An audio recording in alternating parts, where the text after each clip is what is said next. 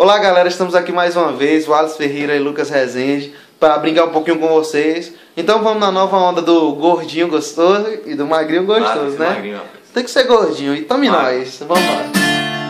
Eu não sou free-boy, mas sou na moda, a mulherada pede, a mulherada gosta. Eu não sou free-boy, mas sou na moda, a mulherada pede, a mulherada gosta. Eu sou um gordinho gostoso, gordinho gostoso, gordinho gostoso. E eu sou um magrinho gostoso, magrinho gostoso, magrinho gostoso.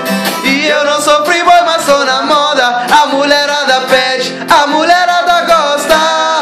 Eu sou um gordinho gostoso, o rei do paredão, boné da John John, copinho de uísque na mão. A galera passa mal, porque com a gente é assim, não frequenta academia, as mina cola.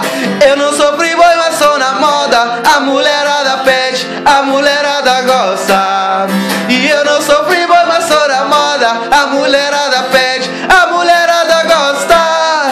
E eu sou um gordinho gostoso, gordinho gostoso, gordinho gostoso. E eu sou um magrinho gostoso, magrinho gostoso, magrinho gostoso.